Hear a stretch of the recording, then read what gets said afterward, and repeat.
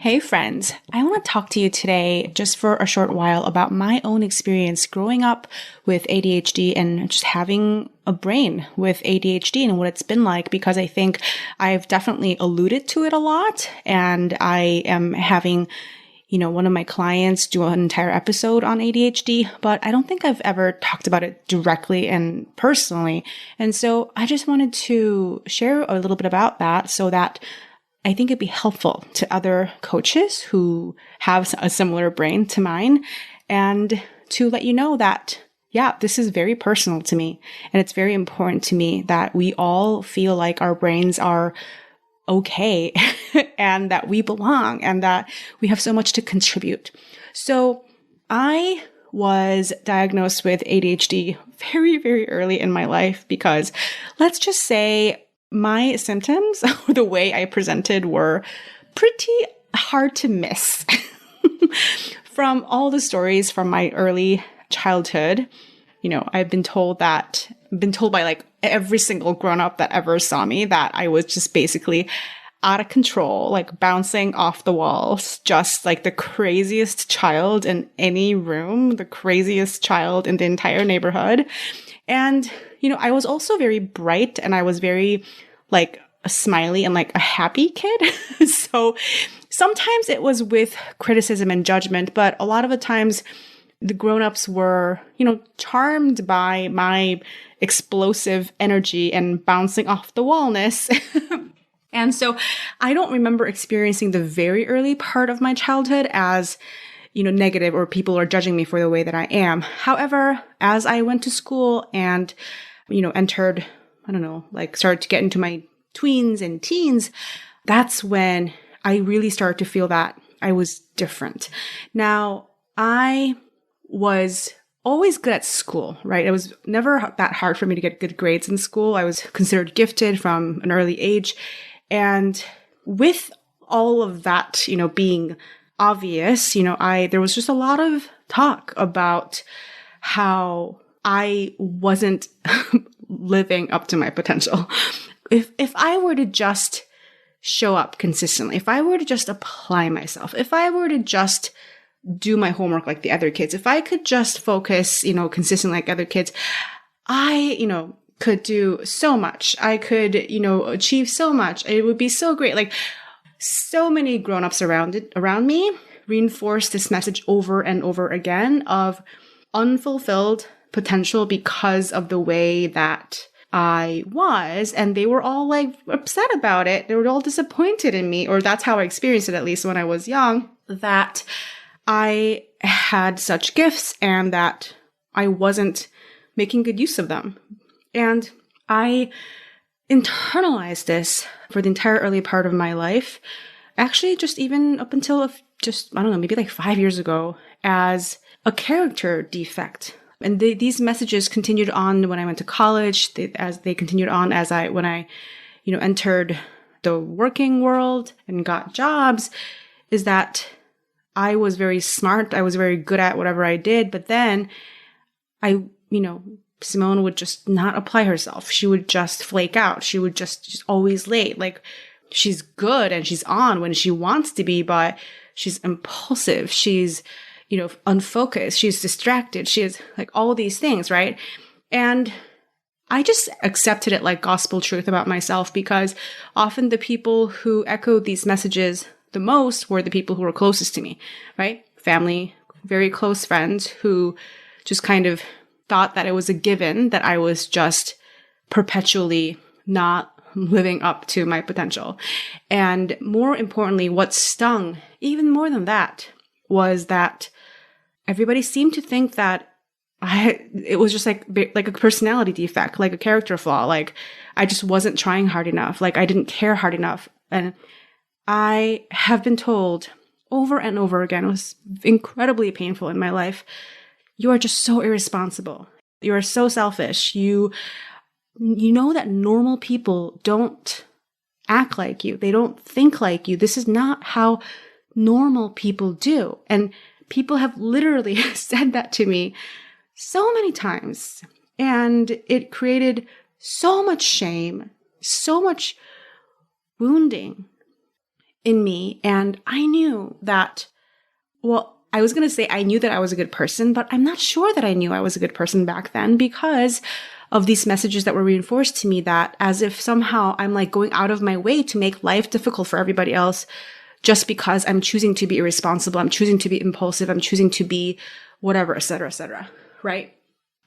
And so again, I really internalized these. I thought I was a bad person and that I thought it was almost like a curse that I was born with this gifted brain, but not with a good enough personality to really be able to make use of them. And as I'm telling this story right now, it's almost bringing tears to my eyes because this wound, it feels so fresh even now. Like it really stings.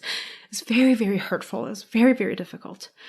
And all of this started to turn around when I started to look into really like how to thrive in life with ADHD. And I started to read books about, I remember the first bit of work that I really dove into was reading books by, I think there's a guy called Dr. Edward Hallowell. I don't want to call him like a guy called, he's like a very preeminent like expert and medical doctor, wonderful, leading figure in the field. And I read his books, and he has wonderful books about ADHD, and he himself has ADHD, and he talks so much about how it can be an asset and we shouldn't, be shamed over it. And he offers a lot of empowerment and very actionable, pragmatic, down to earth tips and strategies for making life work with ADHD and supporting the people in your life with ADHD. So I remember finding his books and really delving into them and feeling like I wasn't broken for the first time in my life, that maybe the way I was built is not wrong and defective for the first time in my life. And I started to have hope that maybe I had something special to offer the world, not in spite of my ADHD, but because of it. And I remember I hired a coach to help me, who was trained by Dr. Edward Hallowell, to help me like with life and help me to understand my own brain and to operate better, but not from a place of shaming the way that I was. And I remember that was very new to me, and that changed my life. And from that place, I began like even more of a journey of really trying to understand the way I am and affirm the way I am and love the way I am, and to start to build that self-trust that never got built when I was growing up, because everybody around me told me, you're different, you're weird, you shouldn't be like this, you're too much, you da-da-da-da. And I'm fast forwarding really rapidly, but over the past, I think 5 years or so, I have really built that relationship with myself from scratch with the help of lots of mentors, with the help of experts like Dr. Edward Hallowell. I think that's his name. And today I am so proud to say that I love and treasure myself so much. I don't think of myself as being defective. I don't think of myself as being less than, and I don't think of myself as having a personality flaw, even when the way my brain is makes life difficult or makes certain things that are normal and easy for others difficult for me. And I now have learned how to give myself a lot of support. And even when things kind of fall apart sometimes, or things don't get done and trouble happens, I have learned how to be so gracious with myself. And most importantly, I have learned how to mine my own brain for the unique gifts that I have, right? Everything nice that people tell me about my business and my coaching and my teachings, like all of my creativity and all of the gifts that I have to offer the world through my business, through my podcast, through my writing, all of it, 100%, it is because of my ADHD brain. And so how can I not love and thank my brain so much? And how can I not thank God for giving me the exact brain that I have? And so that's a very, very short version of the story of my life and my brain with ADHD. I did not get to talk about all the conditions that often accompany ADHD, especially in female adults, such as anxiety, depression, actually not just adults, but adolescents and children too. But that'll be a different episode, but those are very much present as well. So if you have ADHD and you're struggling with anxiety or depression, know that you are not alone. Know that that those things kind of tend to cluster together. And know that you deserve support from people who don't see you as defective.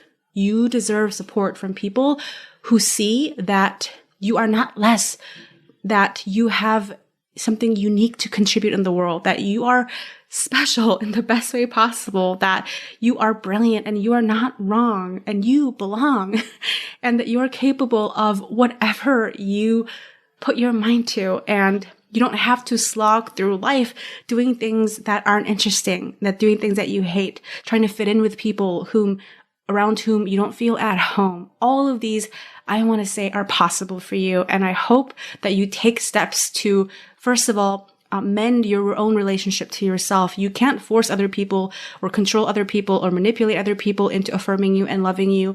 But that can and should only start from within. You can decide to forgive you. You can decide to love you and to have grace for all the things that are hard for you. You can decide to be your own best friend and advocate. And from that place, you can learn how to give yourself the support. You can learn how to believe in yourself and take brave action from that belief. So if you know that I'm talking to you, know that I'm on your side. I'm cheering for you. And obviously, even if you don't have ADHD, if some other part of what I'm saying resonates with you, I'm on your team too. So this is my personal story for this week. Go team neurodiversity. I'm rooting for all of us. We're going to take over the world. And until next week, I hope you have a fantastic time, and I'll talk to you next time. Bye. Hey, if you want a shot of fresh inspiration and actionable tips to improve your marketing every single week in your inbox, you better get on my email list. Sign up to receive my free ebook called 20 Unsolicited Copy Tips. It's been known to get people to come out of the woodwork and ask to work with you. So get on that, link in the show notes, and I'll see you in your inbox next time.